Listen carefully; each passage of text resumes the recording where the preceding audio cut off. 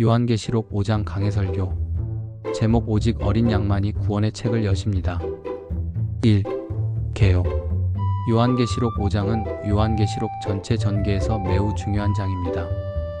4장에서 하늘 보좌의 웅장한 광경이 펼쳐진 데 이어 5장에서는 하나님의 오른손에 있는 봉인된 책 두루마리 등장하고 이 책을 열 자격이 있는 분이 오직 어린 양 예수 그리스도 뿐임을 드러냅니다.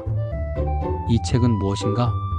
그것은 하나님의 구원의 계획, 세상에 대한 심판의 계획, 역사의 최종적 완성을 담은 비밀스러운 두루마리입니다.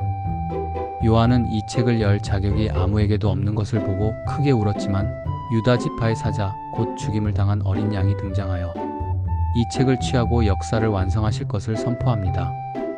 2. 주제. 요한계시록 5장의 주제는 단순합니다.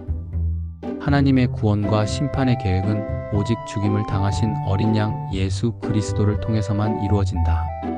그리스도는 인류의 구속을 완성하신 유일한 승리자이십니다. 역사의 열쇠는 어떤 인간이나 천사에게 있는 것이 아니라 오직 예수님께 있습니다.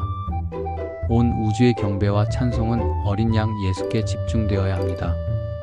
3. 배경.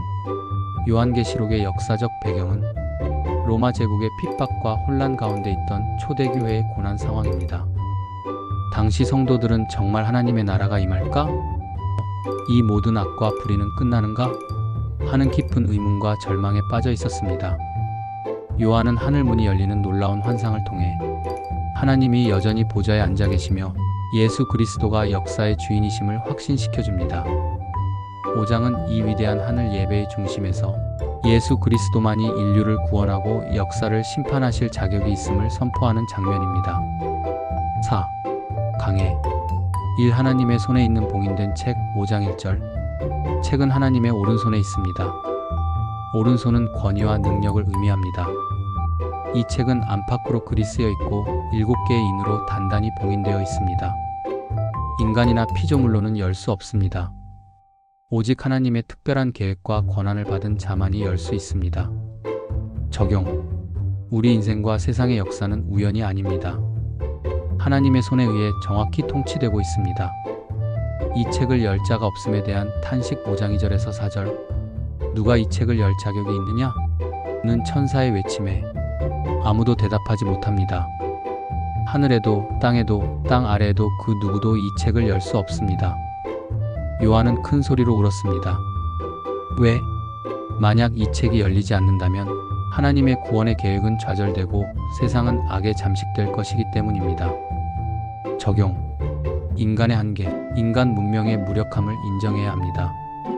우리의 구원은 오직 하나님의 은혜로만 가능합니다.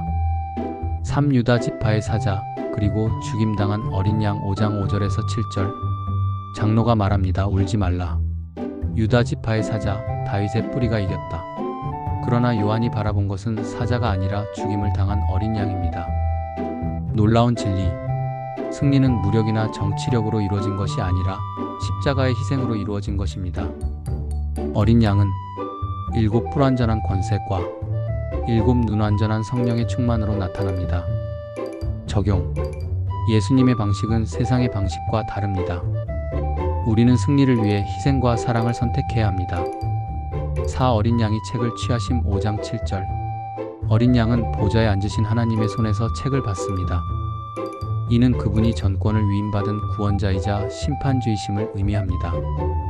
적용. 예수님은 단순한 위로자가 아니라 역사를 심판하고 완성할 주권자이십니다. 우리는 예수님께 완전한 순종을 드려야 합니다. 5. 하늘과 땅의 대찬양. 5장 8절에서 14절. 네 생물과 24 장로가 엎드려 경배합니다. 금 대접에는 성도들의 기도가 담겨 있습니다. 성도의 기도는 결코 헛되지 않습니다. 찬양의 내용. 죽임을 당하신 어린 양의 능력과 부와 지혜와 힘과 존귀와 영광과 찬송을 받으시기에 합당하도다. 하늘, 땅, 바다의 모든 피조물이 어린 양을 찬양합니다. 천군 천사가 셀 수 없이 수많은 무리로 어린 양을 경배합니다. 적용. 우리의 모든 예배와 삶의 중심은 예수 그리스도가 되어야 합니다. 예배는 예수님의 희생을 기억하고 찬양하는 것입니다. 5. 교훈. 교훈 삶의 적용. 인간은 스스로 구원할 수 없다. 오직 예수 그리스도께 의지하라. 승리는 희생을 통해 이루어진다. 십자가의 길을 따르라. 우리의 기도는 하늘에서 기억된다. 낙심하지 말고 끝까지 기도하라. 예수님은 역사와 인생의 주인이시다. 모든 삶을 주님께 맡기라. 어린 양은 영원히 찬양받으실 뿐이다. 날마다 예배하는 삶을 살아라. 6. 결론. 사랑하는 성도 여러분, 요한계시록 5장은 우리에게 분명히 선포합니다. 예수 그리스도께서 이미 승리하셨고 지금도 통치하고 계시며 마침내 역사를 완성하실 것이다.